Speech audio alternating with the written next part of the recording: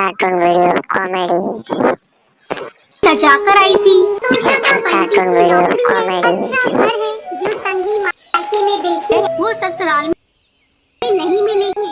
छोटा परिवार है, बंटी की 2 बहनें और माँ है। पिताजी थे नहीं, ससुराल में राज करूंगी। कुछ दिन बहुत अच्छे बीते, मगर एक दिन पता चला कि बंटी की नौकरी छूट गई। सारे सपने हवा हो गए। क्या पानी पेट भरती रहूं, से खर्चे चलेगा नहीं मिलती। 2 जवान बहनें कुंवारी है, या मुझे ही काम करना पड़ेगा। कैसे होगा सब? क्या करूं टुनटुनी, कंपनी घाटी बंद हो गई, पर तुम चिंता मत करो, सब ठीक हो जाएगा। 2 साल बीत गए, मगर बंटी को कहीं काम नहीं मिला। जो जमा पूंजी थी उससे एक बहन की शादी कर दी। कुछ दिनों बाद टुनटुनी को एक बेटी हुई। टुनटुनी की चिंता और ज्यादा बढ़ने लगी। बंटी, अब हमारी बेटी हो गई है, अपनी इच्छाएं तो मैं मार भी लूं, पर बच्चे की जरूरतें वो तो पूरी करनी ही पड़ेगी ना।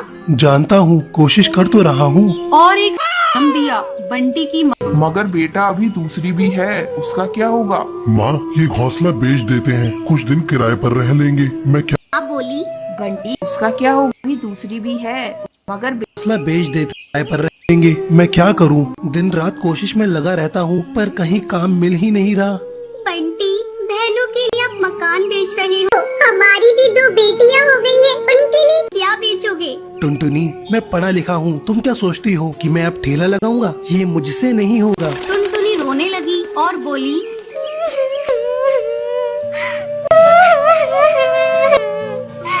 तो क्या मैं अपने बच्चों के लिए 10 रुपए के अनाज के लिए भी तरसती रहूं? दोनों बच्चियां दाने के लिए रोती रहती हैं। क्या पानी से उनका पेट भरती रहूं? जब तक कोई नौकरी नहीं मिलती तब तक तो कुछ कर ही सकते हो, या मुझे ही काम करना पड़ेगा?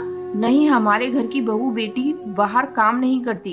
टुनटुनी बहुत दुखी रहने लगी। कुछ समय बाद घर बेचकर दूसरी बहन की शादी भी हो गई। अब तो रोज ही बंटी और टुनटुनी के बीच में लड़ाई रहने लगी। एक दिन बेरोजगारी से तंग आकर बंटी ने आत्महत्या कर ली। टुनटुनी के सारे सपने टूट गए।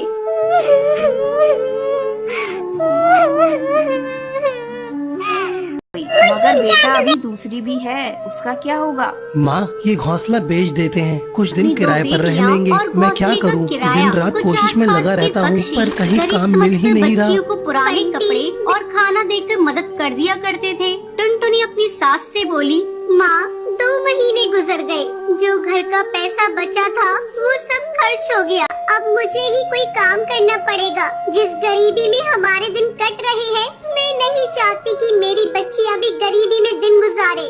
मगर तू करेगी क्या बहू? अपना कुछ काम करने के लिए पैसे भी तो चाहिए। कोई बात नहीं माँ, कोई तो मदद कर ही देगा। टुनटुनी ने सब रिश्तेदारों से मदद मांगी, पर किसी ने कोई मदद नहीं की। सब ये सोचते थे कि ये इतनी गरीब है, कहाँ से चुकाएगी। मायके से भी किसी तरह की कोई मदद नहीं मिली। टुनटुनी निराश हो गई और दुखी होकर रोने लगी।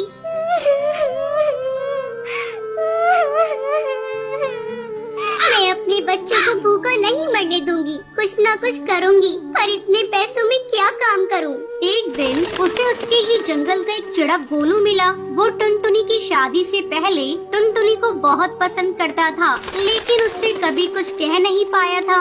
अरे टुनटुनी, कैसी हो तुम? और यहाँ कैसे? और ये क्या हाल बना रखा है तुमने अपना? गोलू, मैं ठीक हूँ, यहाँ पास में ही मैं किराए पर रहती हूँ। मगर पति तो नौकरी करते थे, फिर किराए पर कैसे?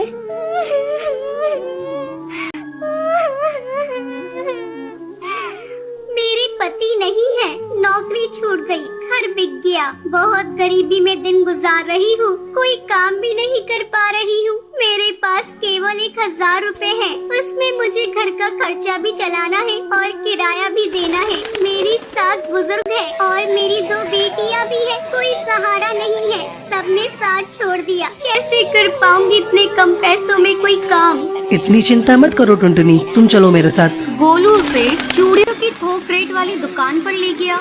ये मेरी ही दुकान है टुनटुनी, फ्री में देकर तुम्हारे आत्मसम्मान को ठेस नहीं पहुंचाना चाहता, इसलिए ये 1000 रुपए की चूड़ियाँ दे रहा हूँ। बाजार में इनकी कीमत बहुत में दे रहा हूँ, लेकिन तुम इन्हें 20 रुपए दर्जन बेचना। ये बहुत सुंदर चूड़ियाँ हैं, पहले कम बेच और जैसे ही मुनाफा दिखाई दे 30 रुपए दर्जन बेचना। टुनटुनी बहुत खुश हुई। उसकी सारी परेशानी का हल जो उसे मिल गया था, वो चूड़ियाँ बेचने लगी। चूड़ी ले लो, चूड़ी रंग बिरंगी चूड़ी ले लो, सुहागों वाली चूड़ी ले लो।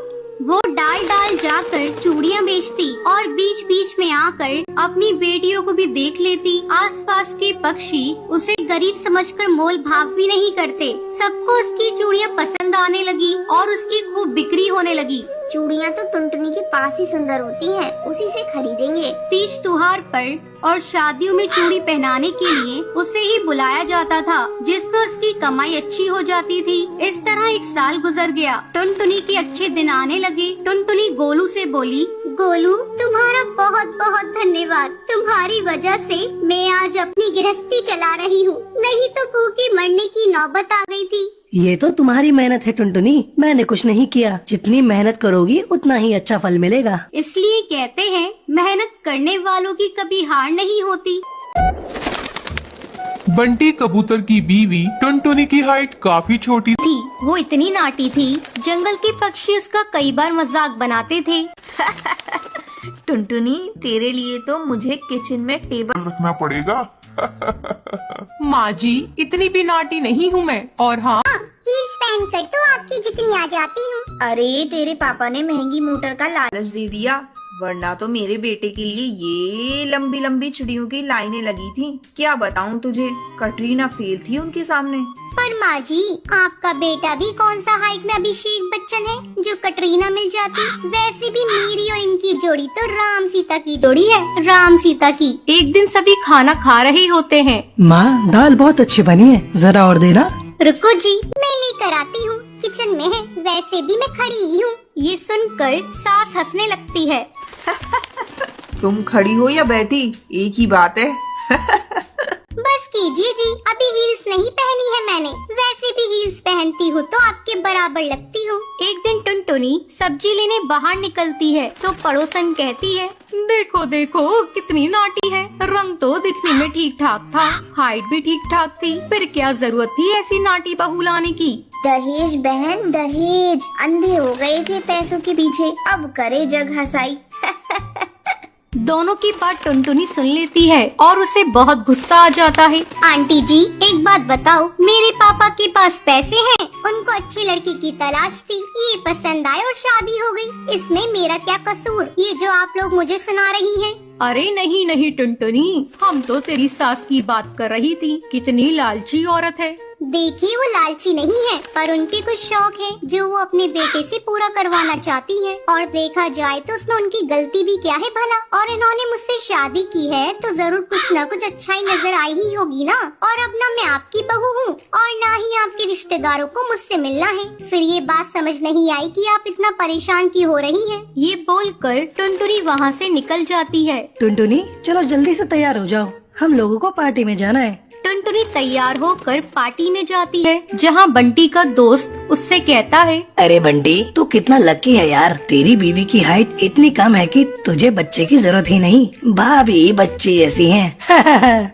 और बंटी, अगर मेरी बीवी की हाइट इतनी कम हो तो मैं घर से बाहर निकलूं ही नहीं। कहीं फुदक के कहीं चली गई तो लेने के देने पड़ जाएंगे। सभी टुनटुनी पर हंसने लगते हैं। तभी पार्टी की जगह पर आग लग जाती है। अरे भागो यहाँ से, जल्दी भागो। अरे लेकिन बाहर के दरवाजे पर ही आग है, हम बाहर निकलेंगे तो निकलेंगे कैसे, कोई रास्ता भी नहीं है। अरे रास्ता है ना, अगर कोई सामने वाली खिड़की से बाहर निकल जाए तो सब निकल सकते हैं। तभी टुनटुनी छोटी सी खिड़की से बाहर निकल जाती है और आग बुझा देती है। अरे वाह, भाभी जी ने तो हम सबको बचा लिया। वाह भाई वाह, बीवी हो तो ऐसी, अपने पति ही नहीं यहाँ मौजूद सभी की जान बचा ली है। भाई बंटी, माफ कर देना, तेरी बीवी तो सच में कमाल है। मुझे ये बात पता है और मुझे मेरी बीवी पर गर्व है। टुनटुनी मुस्कुराकर अपनी पति की तरफ देखती है। कुछ दिनों बाद टुनटुनी और उसकी सास मार्केट जाती है। वहाँ पर, अरे भैया, ये कपड़े देना कितने का पड़ेगा?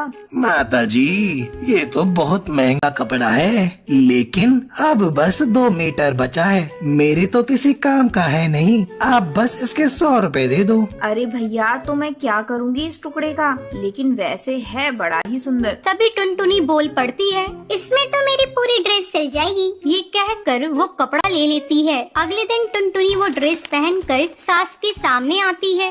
अरे वाह टुनटुनी, ये ड्रेस तो काफी सुंदर लग रही है, बड़ी महंगी होगी ना? अरे कपड़ा तो मैंने ही पसंद किया था, बस पूरा नहीं था तो इसने ले लिया। सिर्फ 200 रुपए की ड्रेस है ये पूरी। देखो माँ जी, नाटी होने के भी कम फायदे नहीं है। जैसे तैसे दिन कट रहे थे। सास और पड़ोसियों का मजाक बनाने का सिलसिला चल ही रहा था। एक दिन मोहल्ले से बहुत जोर जोर से आवाज आती है, हाय रे मैं मर गई। अरे क्या हुआ? देखते हैं तो सभी गड्ढे के सामने भीड़ लगाकर खड़े होते हैं। मेरा बेटा इस गड्ढे में गिर गया। पड़ोसन जोर जोर से रोने लगती है। तभी वहाँ टुनटुनी आ जाती है। रोइए मत, मैं प्रिंस को लेकर आती हूँ। ये बोलकर नाटी सी पतली सी टुनटुनी चिड़िया गड्ढे में घुसकर बच्चे को बाहर ले आती है। तब क्या था, एक बार फिर टुनटुनी के लिए पूरा मोहल्ला तालियां बजाता है। मुझे माफ कर दो टुनटुनी, मैंने तुम्हारी हाइट का कितना मजाक बनाया था। कोई बात नहीं मासी, प्रिंस ठीक है, ये बहुत है। अब वो दिन आता है जब सास टुनटुनी की तारीफ करती है। वाह बहू वाह, तेरी तारीफें सुन सुनकर तो मैं बहुत खुश हो गई। आज तो तूने ये साबित कर दिया, समाज में परिंदे रंग रूप लंबाई ऊंचाई से नहीं बल्कि साहस और हौसले से काबिल कहलाता है। मुझे माफ कर देना बेटी।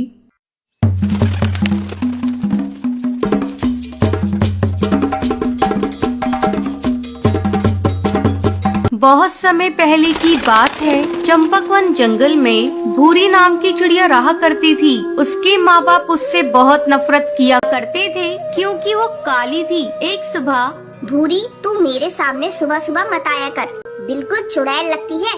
कम वक्त पूरा दिन मेरा खराब कर देती है। माँ, मुझे जोरों की भूख लगी है, इसलिए मैं किचन में आई हूँ। चल भाग यहाँ से अपने घोंसले में। जिस खाने पर तेरी नजर जाएगी वो सब राख हो जाएगा। जब सभी लोग खा लेंगे तब मैं तुझे बुला लूंगी। माँ तुम मुझे इतना डांटती रहती हो और पिंकी को तो बहुत प्यार करती हो। खबरदार, जो तूने पिंकी से अपनी बराबरी की तो उसका रंग देख गुलाब जैसा गुलाबी है और तू तो बिल्कुल कोयले जैसी काली है। तुझे देखते ही मुझे उल्टियाँ आने लगती हैं।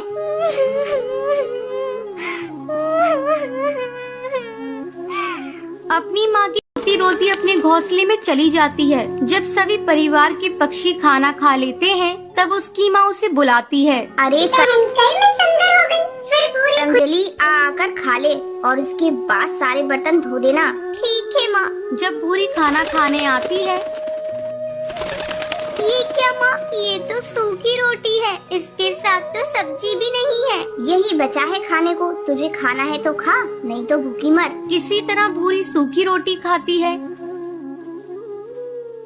एक दिन भूरी के पिता जंगल में काम पर जा रहे होते हैं। तब भूरी आकर अपने पिता से कहती है, पापा मेरी सैंडल टूट गई है, मेरे लिए नई सैंडल ला दो ना। अरे भाग्यवान, कहाँ हो तुम? जल्दी हटाओ इस काली लड़की को मेरे आँखों के सामने से। सुबह सुबह इसका चेहरा देख लिया, अब पता नहीं मेरा आज का दिन कैसा गुजरेगा। अरे करमजड़ी, तुझे कितनी बार कहा सुबह सुबह अपने घोंसले से मत निकला कर, लेकिन तू है कि मानती ही नहीं।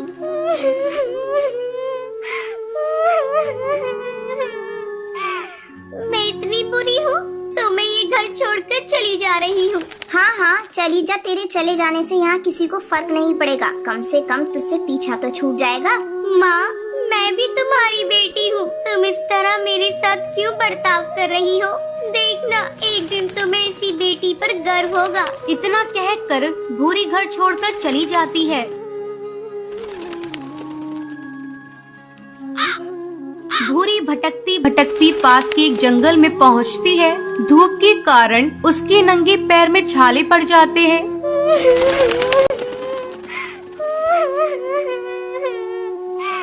मेरे मम्मी पापा मुझसे बिल्कुल भी प्यार नहीं करते। अच्छा होता मैं मर ही जाती। अब मैं कभी भी अपने घर नहीं जाऊंगी। तभी उसी जंगल से एक जादूगरनी गुजरती है। जब वो भूरी को जंगल में अकेली देखती है तो वो उससे पूछती है, बेटी तुम इस घने जंगल में बैठी क्यों रो रही हो? मुझे बताओ तुम्हें क्या तकलीफ है, शायद मैं तुम्हारी मदद कर सकूं।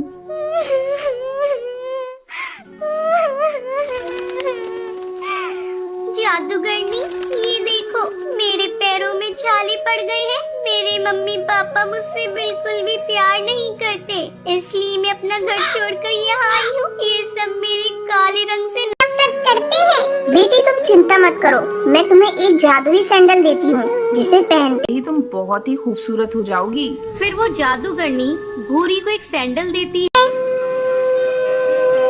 बेटी ये सैंडल इसे पहन लो और अपने घर वापस चली जाओ। जैसे ही भूरी सैंडल को पहनती है वो खूबसूरत हो जाती है। फिर वो अपने घर आती है। घर आने के बाद अरे तुम कौन हो, किससे मिलना है तुम्हें? माँ तुमने मुझे पहचाना नहीं, मैं भूरी हूँ। तू झूठ बोल रही है, तू तो भूरी हो ही नहीं सकती, भूरी तो बहुत काली है। माँ ये देखो मेरी जादुई सैंडल मुझे एक जादूगरनी ने दी है, इसे पहनकर मैं सुंदर हो गई। फिर भूरी खुशी